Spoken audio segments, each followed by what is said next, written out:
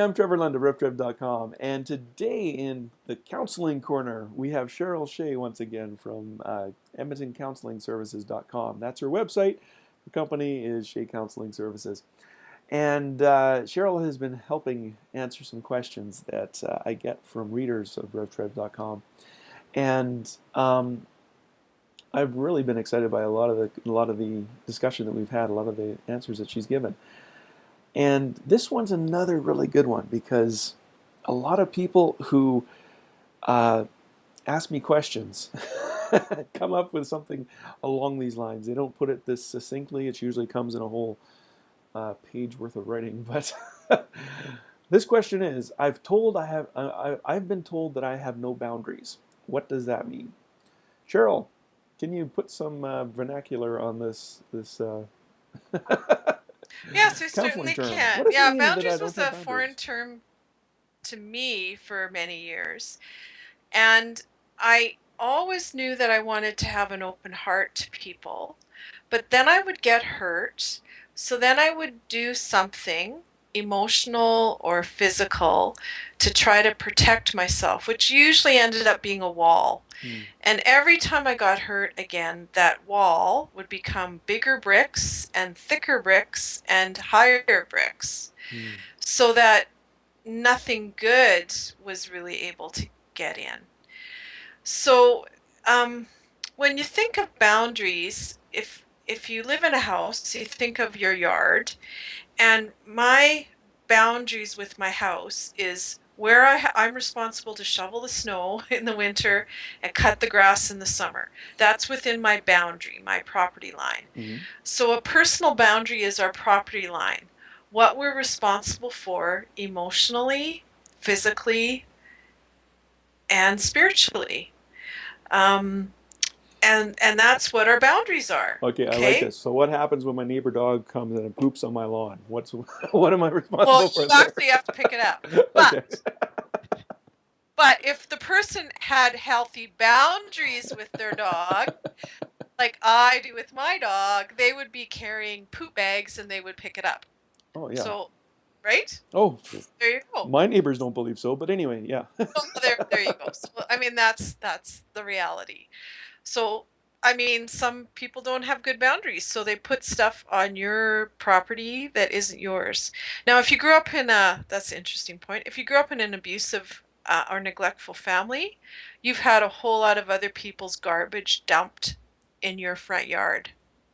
You can call it crap. You're, Just kidding. I was going to say that. You are not responsible for your dad's or your mom's rage. Mm-hmm. You're not responsible for um, the lack of emotional nurturing, but it all ended up in your front yard. So unfortunately, you're the one that has to take care of it. Mm-hmm. Now, you take care of it by moving it a bit at a time because it's hard to move a big pile of garbage at once, but it went on your property line and you are the one that has to deal with it, which is kind of sucks, but it's how it works. Mm-hmm. And once you've done that, and in the process of doing that, you should learn how to have healthy boundaries yourself. So, for example, a boundary, just to give you a better picture, it's not a wall, it's a fence with a gate. So, a healthy boundary allows you to keep the bad out, you close the gate, and to let the good in, you open the gate. And the reason for that is none of us are ever, I mean, we like to think we're all really good and kind and wonderful, but all of us have our days, right? Mm-hmm. So if I'm in relationship with someone that has good boundaries, they can receive good from me when I'm being a healthy, godly woman. And when I'm a bit of a jerk, they can just close the gate and say, sorry, Cheryl, I'm not taking that. However that works out in that relationship. But it doesn't wreck the relationship because Mm-hmm. we all have good times and bad times, and so we need to be able to do that. So that's in relationship with other people. Now, what my boundaries are is what I'm responsible for. So I'm responsible for my own emotions. I am responsible for taking care of my physical body as an adult. I am responsible for my spiritual walk with the Lord. And everyone else is responsible for those same three things, ultimately. So I'm not having good boundaries. And I mean, this happens often in marriage situations where one person is more spiritually mature than the other person, or thinks they're more spiritually mature. I should put it that way. So then they try to take over the other person's spiritual walk and think that their spiritual journey with God should look the same as theirs. Right. So they're overstepping that their partner's boundaries. Yeah. Right? Okay.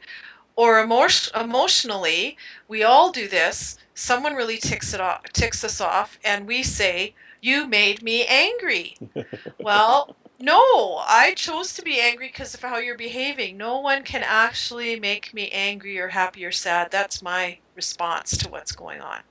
So that's an example of some things around boundaries. And it can get, I think once, if you've grown up in a really abusive situation, or if you're in an abusive situation, it really does get, it's really hard to develop those healthy boundaries because you don't have a clue. Um, I've met with many people over the years that grew up in alcoholic families, and what happens there is everyone except the person that's the alcoholic feels responsible.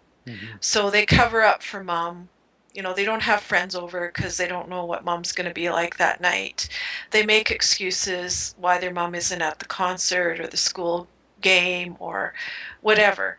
So it takes a while to work through what a healthy boundary looks like in life. And so if there's people that are listening to this and you're kind of recognizing that, you do really need to go to talk to someone and find out kind of what normal is. There's no such thing as normal, really, but at least to find out what a little healthier boundary might look like for you. And always be really aware, are you taking responsibility for yourself, or are you trying to take responsibility for someone else? Now, obviously, if you're a parent, you are responsible for your 3-year-old kid, but your responsibility is to help them have healthy boundaries and learn to make good choices. You're not responsible. You shouldn't be making their choices for them when they're 16. By that time, you should have taught them somewhat how to make healthy choices. And yes, they're going to have moments, but they'll come through it. I've seen it happen lots of times.